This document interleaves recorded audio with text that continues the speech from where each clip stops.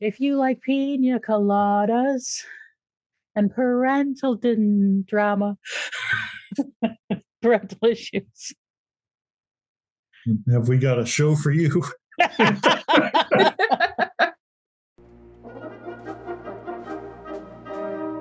Hi, friends. Salutations. And welcome to Muppet Sex and Trauma. I'm Sara Ezzat. I make the Fat Culture Critic videos on YouTube. And I'm Ren the Barbarian. Yes, imagine that. Ren the Barbarian, the YouTuber. Ren joined us for the introduction of Zalek soon in the Thanks for Sharing episode. So it just seemed like a good fit to bring them back for Relativity, where we get into the meat of the Zalek soon stuff. We love bookends. Just, it's a little bit of a weighty episode. Yeah. I kind of forgotten how intense this episode was. When I watched it, I was like, holy crap. Relativity was written by Rocky S. O'Bannon, the creator of the series, and directed by Peter and Andrikidis, who we've seen before in The Flax and Different Destinations. Talon and crew are on a jungle planet recuperating. The ship is powered down to recover, and John and Aaron are taking full advantage of the downtime, much to Rigel's annoyance and Stark's compersion. Wouldn't it be nice to have a fun episode with everyone relaxing? Well, not on this show, because here comes mama drama. Specifically, Aaron's mother is Alex, leading a squad of predator-coated dino-faced mercenaries, and they are bent on retrieving Talon. Grace, Aaron, and John decide to lead the squad on a cat-and-mouse chase around the jungle, while Stark and Rigel wake Talon up to escape. The jungle chase is complicated by heavy gravity, smelly plants, acidic gunk, and a complete lack of direction. The men lose Aaron and wander into the film Predator, and they try to pick off the mercenaries one by one without actually killing each other. Aaron and her mother find each other, and it's mother-daughter bonding time with punches of both the physical and emotional variety. Aaron is victorious, but instead of killing her mother as a peacekeeper should, Aaron takes her prisoner aboard Talon. Unsurprisingly, Zalek is able to free herself, stabbing Rigel in the process. Stark is able to heal Rigel while Zalek and Aaron have more mama drama, and then Zalek decides to tie up Aaron and Stark. Talon is almost ready to wake up, but fearing he would resist, Zalek has already begun lobotomizing the gunship despite Aaron's protests. Meanwhile, Crichton and Grace are having one of their patented heart-to-hearts, this time in a jungle while sustaining major injuries and being hunted by predator-coated dino-faced mercenaries. Grace admits that the retrieval squad are also after him. See, peacekeeper captains don't get to retire peacefully, so he took Talon knowing Aaron and the others would feel compelled to help him. John is pissed and just about ready to leave Grace to the mercs, but he is still John, and they still need Grace to fly the ship. Speaking of the ship, Rigel freed Aaron, and Aaron has attacked Zalek. She and Zalek fight for a while, and she gets the gun as the men arrive, having killed the last merc. But what to do with Zalek? They can't let her go, and they can't take her prisoner. But as John says, Aaron cannot be the one to kill her mother. And so he takes her back inside the ship, as Grace takes Zalek for a short walk to a farm upstate. But at the last minute, Aaron changes her mind, and then hears the sound of a gunshot, and it's over. Sometime later, Stark is telling Rigel how lucky he is to be alive again. Again? Yes, he died, and Stark revived him, and in doing so, saws on. Rigel is Rigel about that. And up in command, John is freaked out. He does not like that Grace is healing Talon by giving him a donation of his own personality. But that is a problem for another day. Right now, he and Aaron have a moment of peace where they can get some sleep. Or not. So, thoughts? And we started out this episode so happy and light and joyful, and John and Aaron are bang-a-ranging, and and it all went so far downhill. But we ended up back in the same spot. True. It's just a little bit sadder now. It was definitely, can I just say that I really appreciate a good pun? And calling the episode Relativity and having a pun be so devastating at the same time was just a masterstroke. Oof. Well, on that topic, peek behind the curtain, we had to postpone this episode for reasons. And Josh's comment was, well, there's some heavy topics, so you want to be ready to deal with them. Yeah. Yeah, there's an almost gravitational pull towards this episode. No, I mean it was good, highfalutin drama. It was fantastic set work. Finally got some Henson creatures back. I know. Yeah. I know that they were just guys in suits, but that's more than what we've been getting lately. I think I've griped about this a couple of times. I miss the giant spider. The more that CGI and AI advances, the more I have an appreciation for like practical effects like that. I miss it, like you watch the original Jurassic Park and, the T-Rex just feels so real and visceral because it was, in a sense, real. It was a real animatronic that they built for the thing, and it feels, present because it is present. Whereas, you look at the Jurassic World movies they're making now, and it's like everything feels so artificial because it just does. Yep. Yeah, no, it's great set work. It's great practical effects. The dino-faced predator mercs are. What were they called? Cortadas. A cortada is a delicious espresso beverage. I was gonna say, John I called them the pina coladas, of course. There we go. The swamp planet kind of felt like almost like a set from like early Star Trek TNG, with like the fog and everything. It clearly was like, in some kind of like soundstage with like the black background and stuff, but that's okay. We didn't need to like a matte painting or like a CGI background because like it worked. Yeah, but they shot it so much better than early TNG would have. It was really making me think. It was just so Henson because it was making me think of the Labyrinth and the Bog of Eternal Stench. And yes, it was built on Homebush Studios, which is their home base. And they built it all, and they used all of the effect machines they could with like the weird smoky things and the dry ice and the fire effects. They were just going to town with building this swamp place. Swampy swamp place, yes. What are you doing in my swampy swamp place? I don't think we got a name for the planet, so I don't know. Swampy swamp place. No, it was just a heavy gravity planet that Talon got to basically like take a nap on, and then got infested with vines. Mm-hmm.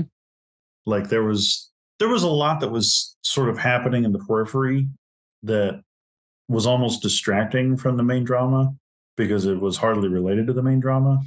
And then it hardly had any impact on the main drama at all. Like I expected that the vines infiltrating Talon would mean more in some form or fashion. But ultimately they were just vines infiltrating Talon that had to be,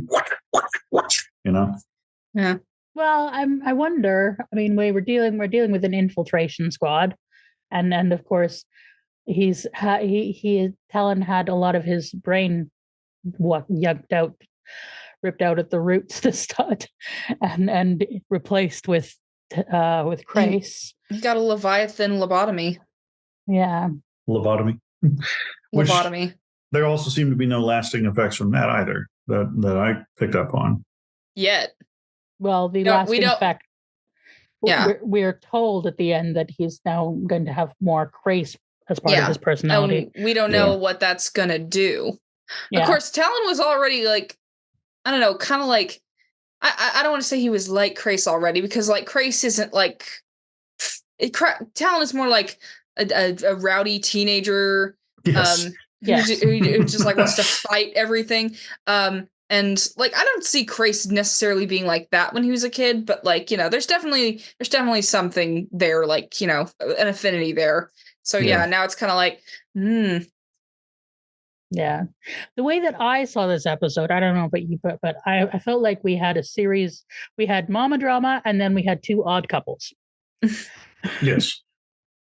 and the hunting mercs as well. But Yeah. so we had like continuing the odd couple journey of Rigel and Stark. Was great. Oof. We have John and Crace doing their scenery eating series of heart to hearts. Yeah. At various weaponry. Well, ending with some light bondage. As you do with As you do. And with our a special extra odd couple edition of a brief cameo from Harvey, which I liked. Yes. I really like that.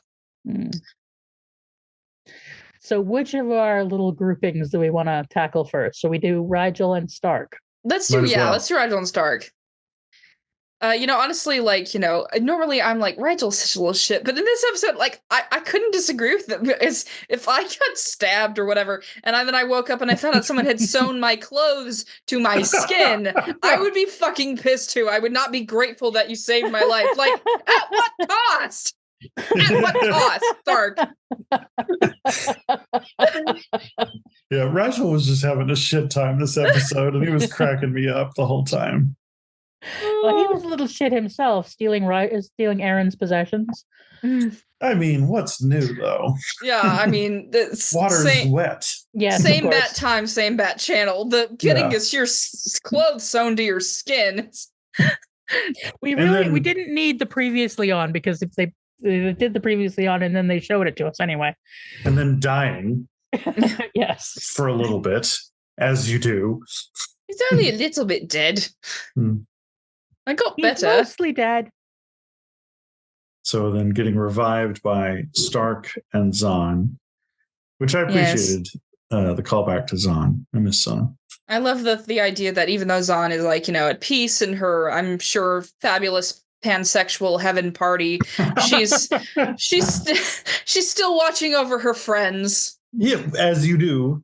Yes. When you're the mom friend of a group, you can't even let dying stop you from looking out for everybody. Yes, spiritual leader, even in death. Mm-hmm. And this now marks the final death for each one of our major characters has died in some way. Nice. Season of death. All right. Yeah. Rigel joins the club. Yep. What a club to be in. John's death was actually last season under the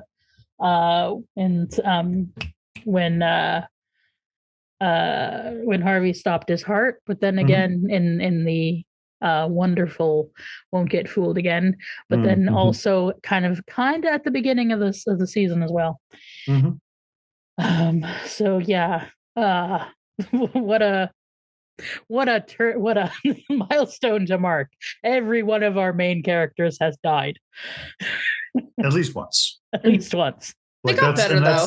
That's the asterisk to throw on the end there. Is at least once. Yeah. Well, they got better, except for Zahn. Yeah. I mean, she sounds like she's doing great in her pansexual heaven that you're describing. Yes. But I mean, hey, 6 out of 7 isn't bad. Mm-hmm. So that's a pretty good track record. If heaven really is like that, I'm dying to go there. I'll get you a ticket. I hear there's a stairway. Oh, God. Yeah, no. I'm thinking of that now. I'm thinking of that scene from Wayne's World where Wayne starts playing in the Guitar Center, and the guy working there goes, "Hey!" and he points to a sign on the wall that says "No stairway to heaven." That's how I feel. I like that we're starting out like the episode started out very lighthearted, very jocular, before we all get crushed deep inside of our hearts. Yes. Well, we'll try and find a way back to some light stuff. Yeah. It is what it is. It doesn't. It's. Hence Stark and Rigel was hilarious. Let me just wrap that up. Hence the entropy of life. Yes, and another well-timed fart from Rigel. Fart of the fart that he is relieved to be alive. I read it as him being being sort of mocking of Stark. Like, you're gonna get all serious? Well, I'm going to, because it seems very deliberate, and the wink. Yes. Oh God, they have that. I know it's just a puppet, but it's hard to remember that it is sometimes because it has so much life to it. It's like when you watch The Mandalorian with Lil Grogu, how he like Pedro Pascal was talking about like the scene where like they have to like separate, and he's like this puppet's making me tear up. I never would have thought. I mean, Rigel has literally made me sob, and he's a puppet. Yeah. And an imperialist. They make me cry all the time. For different reasons. Yeah. So shall we talk about Crichton and Crace? Predator.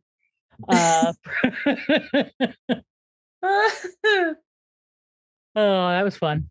I love the ingenious like games that John plays to try and escape the pina coladas, and then turning it around. Yeah, John and his Batman gambit. He does very well with it. Yeah, he has moved from John McClaning it to, I have no idea what Arnold Schwarzenegger's character is called in that film. But he's always called Arnold. Yeah. Is it he basically just plays himself? Yeah, pretty much. Yeah, John is making his way through the action figures of his youth. Oh, that makes me sad now. But yeah, no, they were so funny. Crace and Crichton? Yes. How so? Well, it's like, they're stuck together, and Crichton clearly has something Crace wants. And so Crace is, of course, going to take every opportunity to, undermine him and just annoy him because it's pretty much all he has left at this point. I love it when in fiction when like the bad guy or a previous bad guy gets inducted into the group against their will, and they like slowly like slide into the reluctant, still bitter and sarcastic friend. It happened with Spike and Buffy. It happened with Negan in The Walking Dead. Crace is also a really good example of that. Yeah, so far he's still in the sliding phase, as far as I can tell. It's been interesting to see how little John is willing to give Crace any ground or credit. And like after half a season of just being like staunchly and firmly anti-Crace, I don't really like that we're having to deal with him. I don't like that he's here, all that kind of stuff. Finally, in this episode, he finds something to justify it all retroactively. Like, yeah. I knew you were lying, this whole time. No, you didn't. No, just any reason to hate him. Yeah. Like, I don't blame him one bit because, if I met a guy and the first thing he did was try to kill me, and the second thing he did was try to kill me, and the third thing he did was try to kill me, and then he said, we should move in together into my camper RV that I am the only one with the key for, I would probably still feel a little bit of resentment. Honestly, I want to read that as a book now. And it should be like enemies to lovers. Enemies to roommates. To lovers. No, I'm kidding. Yeah, they were roommates. Yeah, well, I mean, this is why it's the odd couple. I love the fact that we went from, not only did we have Crace pursuing Crichton, and then I don't think he's not joining reluctantly. I mean, he's performing reluctance, but clearly we learn in this that he actually wants to. He needs. He's desperate. Yeah. He's desperate. Yeah. He's not good on his own. And I just love the sort of journey with the heart to hearts. Because as you know, the one in the in Family is one of my all-time favorite scenes. We talked about that when we were there. And John just is so vulnerable with him. Yeah. And so open, and is like, I wanted, I want to have someone to talk about the game with. I want a male bond. But you've been chasing me. Now we have this thing where John is just absolutely hates him, and Craze keeps being made vulnerable. Yeah. Through no fault of his own, or well, through his he makes the choices that make him vulnerable, but he's not like choosing to be vulnerable. He is pursuing power and having a very Icarus-y adventure. Pursuing the ship, which then makes him vulnerable. And we had in the last time we were with this crew, he was, completely vulnerable and asking John to shoot him. And now we have him like injured and totally reliant on John, and unconscious, and John takes advantage of that to make him even more vulnerable. And it's just kind of fascinating as a relationship. Yeah. Because Grace has resisted vulnerability, and John has resisted opening up to Grace's vulnerability that he has been forced on. So it's just like it's fascinating. There's something there about masculinity. I don't quite know what it is, but there's something really interesting there about the way that these two men bond, the way that men are men together. I need more. I need to see more of this relationship. Because right now what I'm seeing is Crace is at war with himself. He needs help. He needs protection. And he doesn't want that. He doesn't want to need that. Mm-hmm. So you're right. He's putting himself into a lot of these positions, specifically with John and Aaron. Rigel and Stark are just kind of there. But putting himself into these positions with John and Aaron, and then finding it, that he just keeps running into these closed doors. He thinks he has a way to connect to both of them, and neither of them are giving him any ground. And so, especially with John and Grace, I want to see more. I'm invested in how this relationship is forming. Because, like, when you watch them, you're like, okay, like, on one hand, like, John and Aaron do not have any obligation to forgive Grace or give him, like, any kind of absolution for the things that he's done to them. Like, he cut Aaron off from her entire culture, and he's tried over and over to kill John. Like, they don't have to do anything for him, but at the same time, you watch him, and it's like he's just such a poor little meow meow, and just constantly kicking him while he's down feels unfair. It's so delightfully complex, and it really shows that, like, yes, John is a good guy, but like, he's also petty. John is real petty. John is petty as fuck. Oh yeah. Well, it's kind of like Aaron and Grace have joint custody of the baby ship, and John is Aaron's husband. He is reluctantly tied to this man. Yeah. He's Talon's stepdad. I mean, yeah, kind of. And in Talon's eyes, his evil stepdad. Yeah. I think, and I think the journey that John has taken, where now there is no way that he does not want to open up to Grace. No. He does not like that Grace is opening up to him. He wants the truth, but he doesn't like. I don't think John likes Grace needing him. I don't think John feels like Grace deserves him. I think that's a big part of where John's pettiness is coming from. And the trouble is for John, and the very intriguing, meaty bit for me as an audience, is that John's pettiness is justified. Mm-hmm. It's righteous, it's self-defense. It's whatever, it's any of the number of other things that John keeps reminding himself about, because again, Grace has actively tried to kill John for most of the time they've known each other. And the last time that John did open up to Crais stole Talon. Yes. Like, John's vulnerability was immediately rewarded with betrayal. John's olive branch of like, maybe we can reconcile, was immediately just taken away. We as the audience watch this happening, and it's like we almost want John to like take the high road and like, you know, extend the hand again. But, you know, it also makes you wonder, like, if we were in that position, would we do the same? Or would we be like John, and would we be like, you know, petty about it? The thing is that John is being petty, but he is not leaving Crais to die.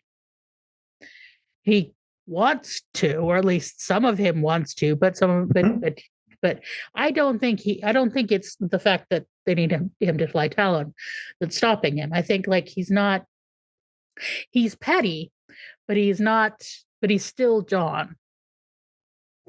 So he's gonna let Crais think that he's gonna leave him to die. And enjoy the hell out of doing that. But he likes watching him wiggle on the line, like on the hook, like a worm. Here's the thing. My question is, if the situation were reversed, would Crais leave John behind? Absolutely. He's already tried to a couple of times. Yes. Because let's be honest, he wants Aaron to himself. Mm-hmm. And I'm not even sure he knows what he was going to do with Aaron once he gets her. Yeah. And I think, like, I can imagine that John is not a pleasant mirror for Crais to look into. No. John is what led him to lose his position. He lost everything because of John. Yeah. For all that he has moved on and not blaming him, says he's not blaming him for his brother's death. He's still connected to his brother's death, which which we know from the magic episode. You know, is Maldus that to Crais, that is that is a moment of his failure. Yeah. And shame.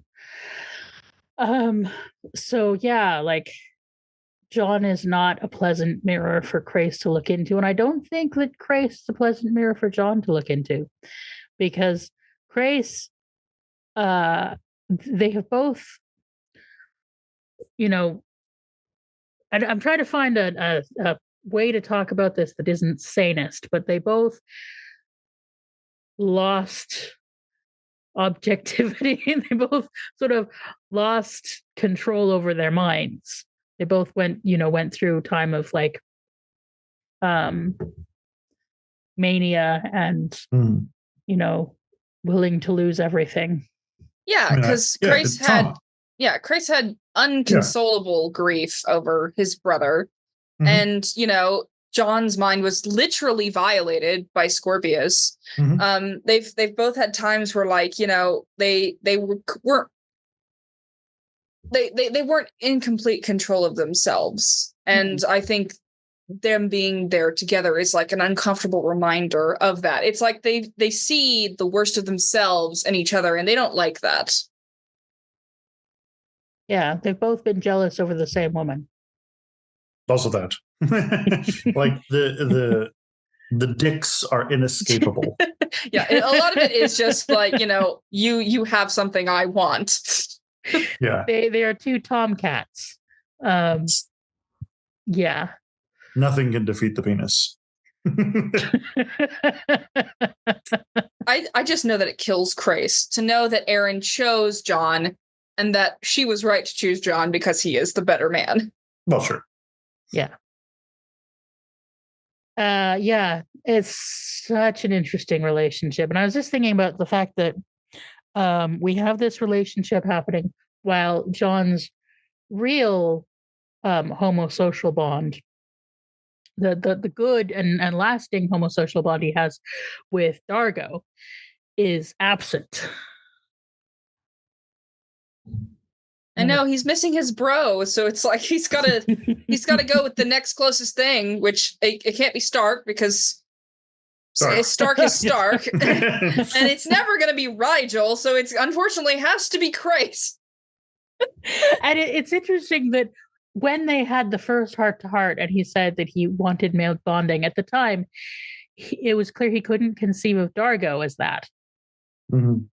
They were coming to that place by the end of that episode. They had come to that place. Nearly dying in orbit of a burning planet will really cement a friendship. I love hanging out with you, man.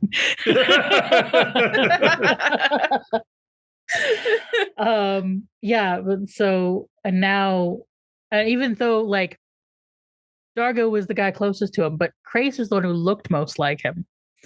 And so now Dargo is the bond, and Crace is the I wish we weren't bonded. It's almost like John and Dargo could reconcile because they like you said, they do not look alike. It's like a physical manifestation of the differences in their cultures, but that made it almost easier for them to recognize and get through and find the common ground where they could, meet in the middle. Whereas like, I'm sure both John and Crace looking at each other, Sebastian looking at Human, is like, we should be more alike. Why aren't we? Why do we butt heads so much? And it's in much the same way that John and Aaron have butt heads, and why it took them so long to get to this point that they're at now. But yeah. It's almost like John is having to work on his own implicit biases or something. I know. Crazy that. I'm always fascinated in science fiction by which aliens they make look like the expected audience. The main default settings that they expect the audience to see, and which aliens they make look more alien. Mm-hmm. It's like an interesting thing with Babylon 5 is that the fascist colonizers are all played by white men who look European, and the with nothing on their head but the funny hair, and the victims of colonization look alien, as opposed to on DS9, which I love both of the shows. DS9, the fascist colonizers look like reptiles, and the victims of colonization look like us with little nose ridges, and it's kind of a fascinating. I think it's good to watch them together for that. But so it's interesting to me that the person he is most alike, that he is most bonded to, is the one who looks least like him, and the one he hates being bonded to is the one who looks exactly like same species, even though they aren't. It kind of reminds me of like while we're talking about Star Trek, it kind of reminds me of it is my area of expertise. It reminds me of the episode in the original series with the Gorn and how Kirk and the Gorn see each other, and like Kirk is immediately like disgusted, like on an instinctual level, by the Gorn's lizard alienness, and how he inherently sees the Gorn as like less evolved and more animalistic and primal. But then like they have the communication devices that allow them to talk to each other, and Kirk realizes, oh my god, this thing is intelligent. It's a person. It's just, it looks like a giant lizard, but this is a person. And that's why in the end he can't just like kill this person, because like this is wrong. And whereas you look at other episodes of TOS where they meet like enemy species that look just like humans, like in A Rose by Any Other Name. And it just goes to show you that, we do need to look at, which, I mean, it being Star Trek, it's clearly a metaphor for something else, a little closer to home. But it really goes to show you, like, that we do need to be aware of our implicit biases and who we are othering in our minds. Yep. Couldn't have said it by myself. Yeah. Sometimes the other is the what you most need to bond with, which is the case with John, and sometimes the less other is the one that is the difficult mirror to look into. It's very much a writer's choice as to whether they want to mirror, actually make us think about our own shit by mirroring us, or if they want to give us a sort of allegory to look at that is not directly us. There's an interesting thing that I've heard of about storytelling, especially when it comes to like storytelling for children. There are basically like 3 modes of storytelling for children. There is a mirror, where a child gets to read a story and see characters that look like themselves. And then there is the window style of storytelling, which is where a child reads a story and gets to see, other people who may not look like them, may not have lives that look like theirs. This is kind of, a lot of this comes down to like diversity in children's books.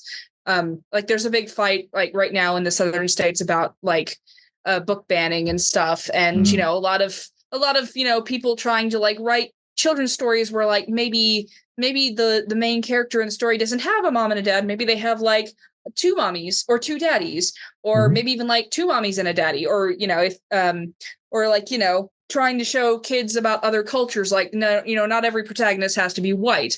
And then there is the third one, which is a blend. It's the sliding door, which allows a student, like the child, to like learn how they can interact with people who don't look like them, but still teaches them about themselves. And that's what the conversation kind of reminds me of. Yeah, no, that's great. Unfortunately, that conversation is happening everywhere. Unfortunately, the banning of books part. Shitty people, they're universal. Mm-hmm.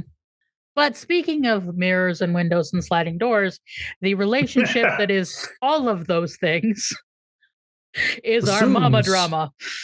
Bassoons. Speaking of parents, Jesus Christ! Oh my God! Oh, they did such a good job casting an actor who looks like Claudia Black and has the chops to They did. Aaron's gonna age gracefully. That's all I'll say. Mm-hmm. Claudia Black has indeed aged gracefully. But yeah, that. So who wants to start on the mama drama? I can't even. Mother. Wait, which one is mother? Either one of y'all. Okay. Geez, mother-daughter drama is always interesting in film and in life. My mom and I, we have a very close relationship. Some would have even called us codependent. So I can't imagine having this kind of relationship, or rather non-relationship, with a parent where they've been absent my entire life, and then all of a sudden they're just like bam there, and I have to like try and strike up a connection with them. But I can't imagine, like, just the and Erin, she's like me, she's great at compartmentalizing things and not like it hurts, but like she doesn't let it show. How like she's like, hey, you told me you loved me once, and she's like, and her mom is like, no, fuck you, I don't love anything. I killed your dad too. To the dog too. I fucking love how vulnerable Erin is in this episode, while still maintaining her, her instincts and her safe. Yes, exactly. I know. Yeah. It's so unusual for Erin, but it doesn't feel out of character either, because it's like we've kind of built up to this point with her talking about her dad and being like, and I know I dreamed one time that my mom came to me when I was a child and said that she and my dad loved each other and that they loved me, and then it was confirmed to her by Grace, and so she's like, oh my gosh, my mom might be an actual person I can reach. But I am well aware that that Sebastian peacekeeper brainwashing may be too strong, and I'm ready for that possibility too, because I've been there, but I need to at least try to get through to her. Yeah, this one was rough. So one of the things that I've been clocking with Erin this season is a question for her is, am I lovable? And a big chunk of that is informed by the fact that one of her friends sacrificed her life so that she could live. And one of the things that Aaron was sobbing at Zahn was, why would you do that for me? You know? One of the things that was creating a wedge between her and John was, well, I just don't know if it's worth, all the trouble to go through, and all the emotional entanglement, subtext. I don't know if I'm worth it all. And then now,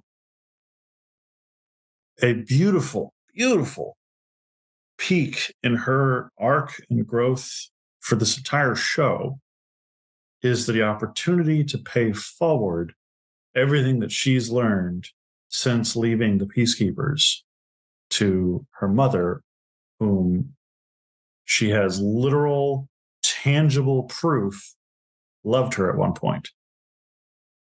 But the woman that she meets, and like, I was just a mess at the end of the episode, the woman that she meets is literally willing to die to prove she does not love her daughter.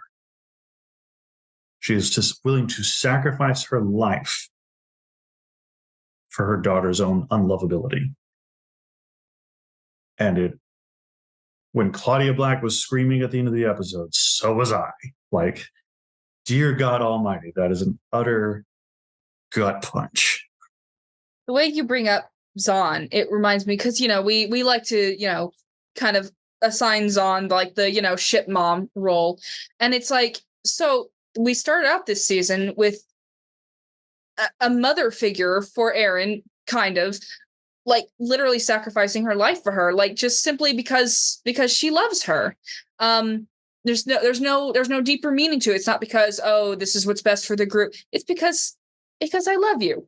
Well, you don't need any other reason. But when you think about Zahn and Aaron as characters, Zahn is like almost like the foil to Aaron. Like, she is everything that Aaron is not.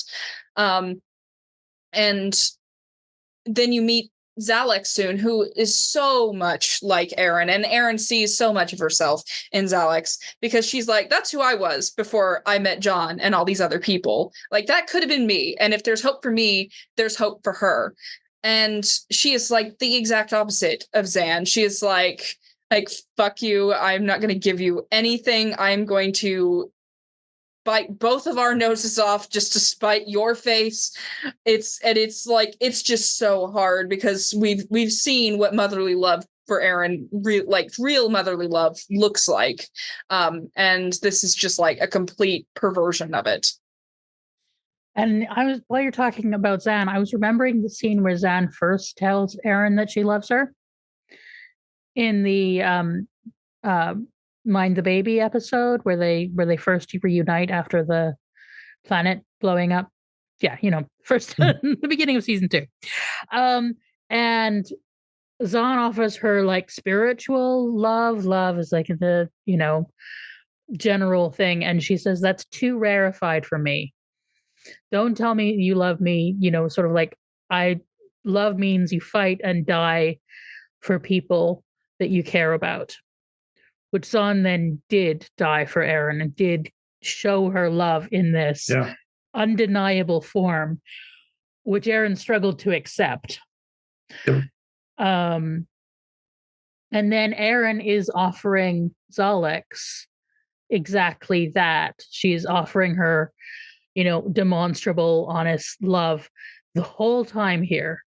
The opportunity to change, trying to find ways to let her live, and connect, and just even at the end, she chooses to want to go back and offer love, even when she knows that Zalex would kill her. And it, like, God has our girl come so far. Yeah, she's always had an idea what love is, or at least by the time that we got to season 2, she knows what love is, that it is willing to fight and die and be in the trenches with the person Um, and then, but how to do that.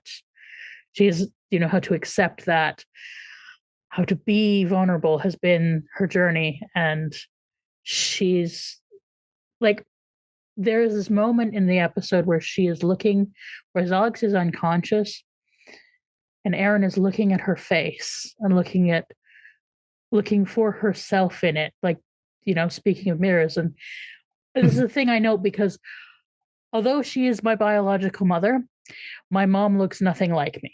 This is sometimes a thing that happens with mixed race kids.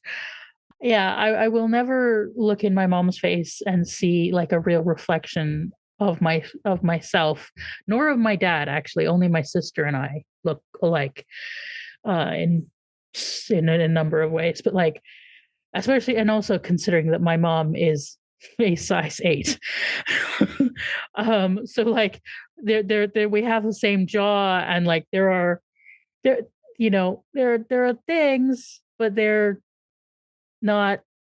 It's not like Erin looks at this woman and sees what she could look like in 20 years, including and beneath the scar tissue as well, looking for this. And it's just, oh, that scene just, I'm running out of words. I don't know. like that mirroring is just kind of fascinating. That Erin is seeing who she could be, and also seeing like the potential her mom has if she can be a mirror for her mom, if she can remind her mom of that moment where she did love, because Alex has, you know, forgotten how to love and Erin has learned how to love. And it's so complicated and I love it. What you say about the way we look like our parents and reflect them, kind of, it reminded me. So I don't look anything like my mom, like you. I have my father's face. If I had a mustache, you would be talking to my dad right now. But and without giving too much away about my life, me and my mother work for the same kind of conglomerate. And so when I went to work there, I had to send a picture of myself for my ID to the people who worked in HR, and they messaged my mom, who they're, kind of tight with, and they're like, wow, your daughter looks nothing like you. And my mom was like, well, wait till see, wait till you talk to her, because while we do not look alike, we have a lot of the same mannerisms. And it's kind of like, if you just saw us like together, you might think, yeah, we might be related, but like, you wouldn't think we'd look that much alike. But if you talk to us for long enough, you'd be like, oh, they are so mother and child. And so I can't help but and I know that, like, my father passed away 11 years ago. And I know that when my mom looks at me, she's seeing my dad, the love of her life. And I have to wonder, like, how much of Talon, because we don't really know what he looks like, but how much of Talon does Zalek see in Erin, and how much does that remind her of a point in her life when she had a vulnerability that she feels shame over? How much does that remind her of her deepest shame when she looks at her? And her deepest trauma. shame being, she was literally forced to kill the man she loved. And so it makes sense that Zalex has written herself off, has, I guess, resigned herself to being the perfect peacekeeper killing machine that they have proven her to be. It's horrifying and tragic. And I can barely imagine what that must feel like, to feel like you've done something that you can never take back. So that's proving your own evilness or scumminess or whatever. I do love that this is the episode where they chose to make sure that we remembered Zon's sacrifice, and Stark being like, she's still watching over us, directly contrasting Zon against Zalex, who, like, it's possible to sacrifice yourself for somebody. Zalex is sacrificing herself against somebody, in a way that I've never really seen put to fiction that I really like. But reminding us, the audience, of Zahn's motherly sacrifice for not just Eren, but for the whole group was perfectly well executed. And I think that we have to bring in the subtext all along of fascism, because like it's showing us what fascism does to family and to love, because fascism is it's a cult of death. The soldiers tend to see themselves as already dead or willing to die for the culture. Zalex is not just ready to die, she's like asking for death, to honor the peacekeeperness and be the peacekeeper. And her disappointment in Eren not killing her. And um and yet she didn't actually try to kill Eren at any of the points where she could have. So yeah, there's just like the death drive in all of this is such a factor. She has killed herself when perhaps when she killed Talon, she has killed the part of herself that wanted anything else. It's almost like she took this assignment specifically so she could atone for her worst deed by having her daughter be the one to kill her. And I think it's when we get the symbolic thing of Talon being lobotomized, that she's lobotomizing Talon, that she did that to herself. She was forced to do that to herself by the fascist culture. They made her tear out everything of her that was her and replace it with a peacekeeper, which is just like Grace is doing. The metaphors just write themselves. Jesus Christ. Yeah. The creator of the series writing the episode, you get some time to do some themes. In a way, it's like she couldn't bring herself to hurt Eren for all of her talk, but she did hurt Eren's metaphorical child. She hurt Talon. She basically hurt her own grandchild, which, some might say is even worse, because like you're hurting something that Eren values. Some might say. Which is named after the person you killed to kill your. It's all cyclical, baby. Cycles of violence, cycles of trauma. Damn, it's good writing. so freaking good. It's not a complicated plot. Very good acting too. Deep. Yes, excellent acting. This one was. I hear what you're saying about wanting the vines to have some meaning. Sometimes a vine is just a vine. And maybe we can think of it as like they are tying Talon to the planet. I don't know. I do occasionally enjoy the ties that bind. I guess maybe they are blue curtains that are blue. Sometimes the curtains really do just are blue. Yeah. Well, is there anyone we haven't covered? Ourselves. I'm not ready for that conversation. Do we have any thoughts on the predator coated dino faced mercs, who are, I would point out, not.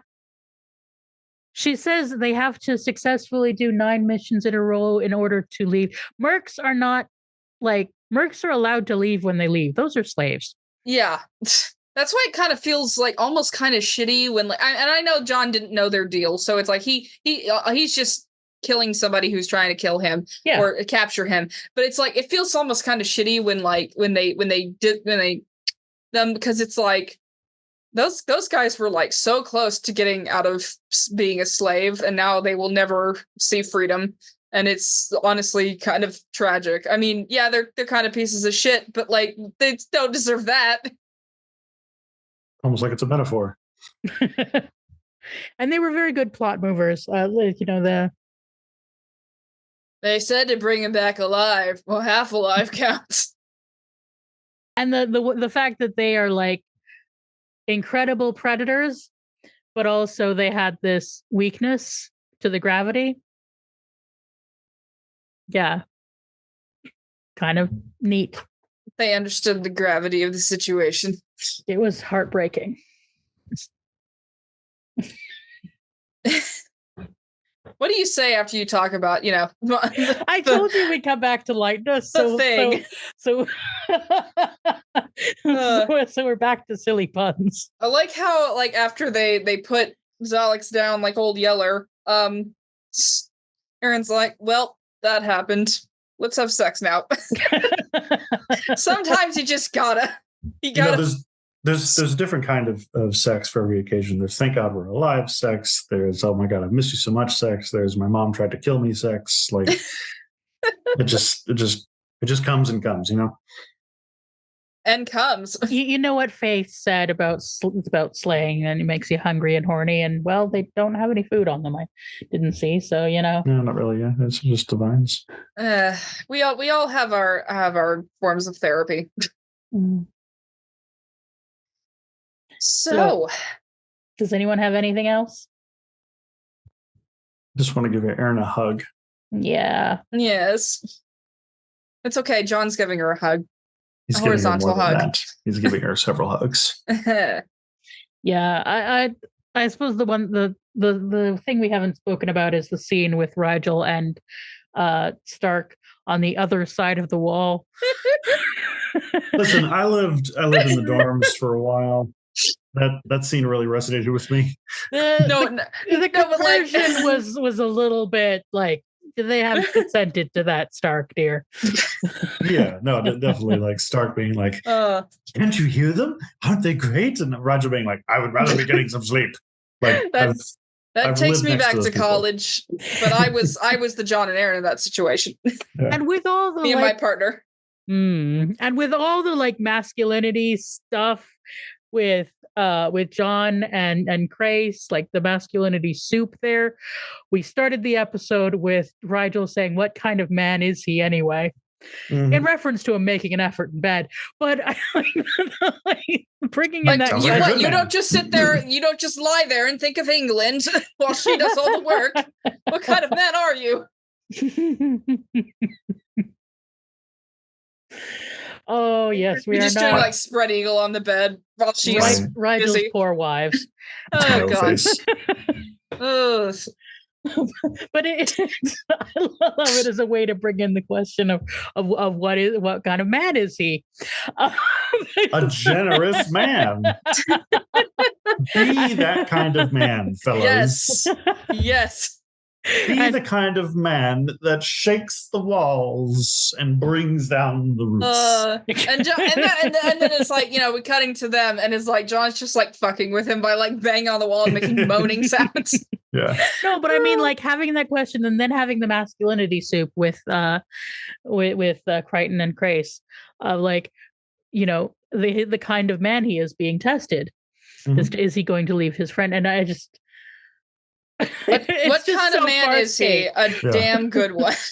It's just so far escaped to be like, we're gonna bring in one of the theme questions of the episode in a comedy joke. Yeah. Yeah. Well, we definitely got sex, Muppets, and a lot of trauma in this episode. We sure did. We absolutely did. That's and what we got. Rigel joke bookends, sex bookends, and Rigel body humor. That's what it's. That's what it's all about, baby. And one of my favorite gifs is the wink. Make the puppet wink. Speaking of which, shall we go to favorite parts? Yeah, hey, you're doing my job. We're back to the body swap episode. We are. Clever. But you're correct. Well, it is time for favorite parts. And you the reason I brought it up was because the wink was probably my favorite part in the whole episode. Although it's hard to choose because it's such a stellar episode. But that wink was just like the cherry on top of a very, very good sundae. It was delightful. And how often do you see a puppet winking? I hardly ever do. My favorite part, despite how heartbreaking it was the final scene, John dragging Aaron away, and Aaron just breaking, like I was just a mess. Ooh, yeah. Ugh. Why do I get the feeling you rewatched Bambi a lot as a child? Ren, you don't have to call me out like that. My favorite part of Bambi was when Bambi heard his mom get shot. Oh. Sara. Oh, it's the mirror moment. The looking in her face. Yeah. Yeah. It's very good. Yeah, and when she's talked about the way that she's looking Absolutely. in every face for the face of her mother, and that she had only seen once. Unquestionably. And just whoosh, there's just Damn it, Claudia Black, can you stop being so wonderful and breaking our hearts every episode? We cannot. Mm-hmm. Speaking of future episodes, the next episode, are you ready for the title? Sure. Incubator. Cool. Do you want to make any guesses? If Talon's pregnant, I'm writing. Woo! Impreg on Farscape. Let's go. Well, I don't know how gender works on ships. He might be. Neither do He I. might be the female of his species. I don't need another bun in the oven. Or he might be a trans man spaceship somehow. We love it. Diversity. So your guess is that Talon is pregnant? No, I'm saying I hope Talon's not pregnant. Well, yeah, we are going to be joined by Adnan. And I particularly asked Adnan back for the next one because there is quite a bit of body horror. Cool. Which, I mean, this episode had somebody's clothes getting sewn to their skin. Yeah, but that wasn't. It's only going to get We pulled our eyeballs out at one point. We can get worse. Trust me, the worst is yet to come. No spoilers. Cool, yeah. thanks. But the other thing that there's a content warning on for the next episode is discussion of essay. Fun times. Thing to be aware of. And right. Yeah. So that is Incubator, which we will be discussing, bringing you the discussion of in 2 weeks. Cool. So, Ren, where can folks find you? Hey folks, y'all know me by now. I'm Ren the Barbarian. Yes, Ren the Barbarian, the YouTuber. You can find me on YouTube, also Twitter, Blue Sky, which is no longer an invitation-based platform. You can now just join Blue Sky, so that's awesome. Leave Elon Musk's hell site and come where the cool people like us are. So Twitter, Blue Sky, TikTok, Tumblr, Instagram. I think that's all the ones. But yeah, you can find me all over the internet, but mostly come find me on YouTube and please watch my videos. I talk about Star Trek and other pop culture. We have fun. It's a fun time. So yeah, come find me if you're interested. Which you should be. I'm over on Instagram at Josh Gosdin. I just hang out there, self-care, food. I like food. I like self-care. Sara? I am Sara Ezzat. I'm the Fat Culture Critic on YouTube. And I make essays and sometimes vlogs and stuff. And I'm also on Twitter and Blue Sky and various places. And I am actually, this will be old news by the time that this goes out, but you can also find me making a very brief appearance. One of my videos clipped into the documentary Your Fat Friend about Aubrey Gordon. And the fun news is I'm going to see it tomorrow. On Wednesday. I'm heading tomorrow over to the mainland where I'll be visiting family and going to a screening. And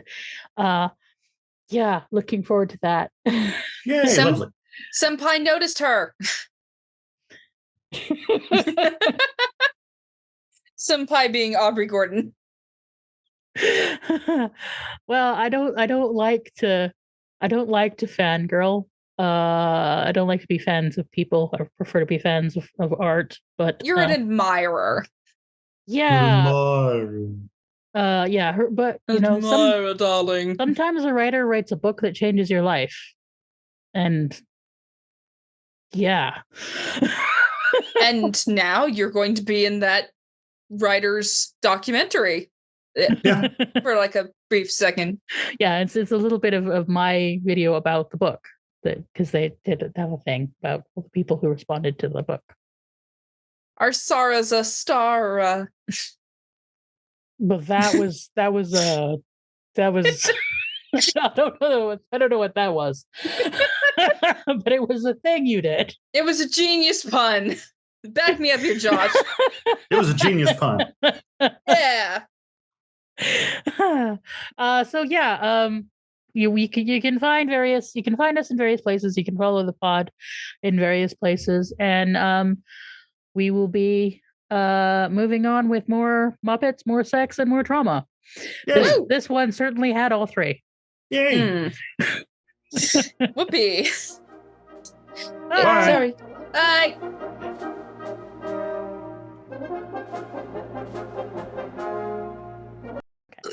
Excuse me. So classy. I'll do it again.